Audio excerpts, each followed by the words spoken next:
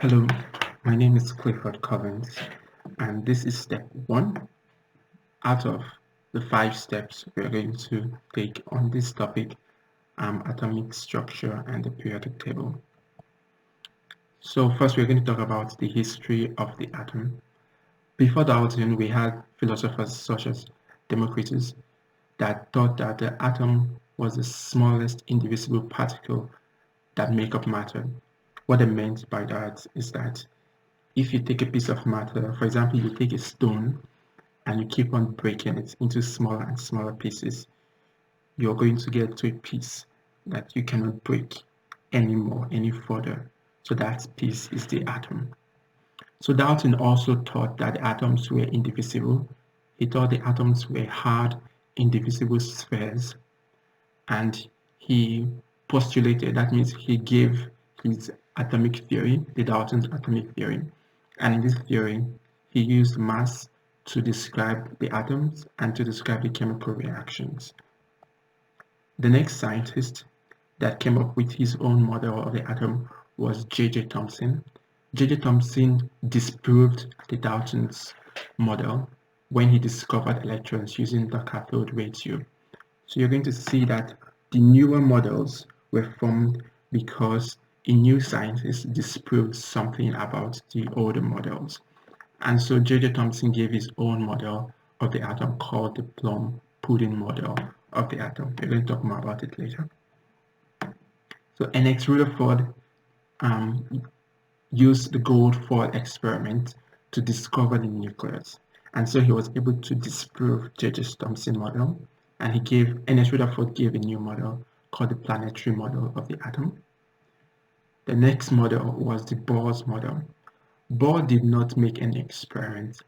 He was able to explain things with his own model, his own theoretical model, that the Rutherford's model was not able to explain. And in Bohr's model, he gave the concept of energy levels for the electrons. And Bohr's model was able to explain the line spectra in hydrogen. We're going to talk more about line spectra in the next step. Erwin Schrödinger gave our latest model, the quantum mechanical model of the atom. And in this model, he used the theory of the wave-particle duality of matter, which means that matter can behave both as a wave and as a particle. That means the electrons in the atom can behave both as a wave and as a particle. He used it to explain his model. And in his model, he gave the concept of orbitals. So in this quantum mechanics model, we have parameters called quantum numbers that describe the electrons and the orbitals that the electrons occupy. Basically, we have these numbers that just describe the orbitals and the electrons. We're going to talk more about these numbers later. So the next is the electronic configuration. The electronic configuration is the arrangement of the electrons in the orbitals of an atom. So the electronic configuration tells you what orbitals are occupied in what order in the atom. So when you're writing the atomic orbitals in a particular order, you follow the Aufbau principle.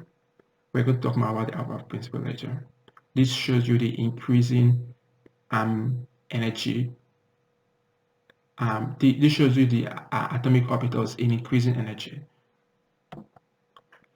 Okay, the last thing we're going to talk about is the periodic table. The periodic table is a table that shows the arrangement of electrons, and it arranges the electrons in groups.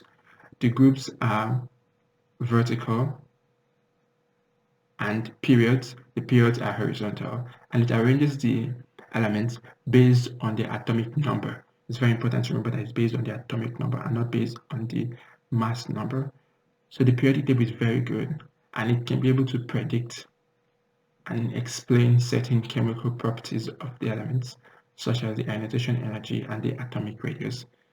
And this ability of the periodic table to explain some chemical properties of the element is known as periodicity.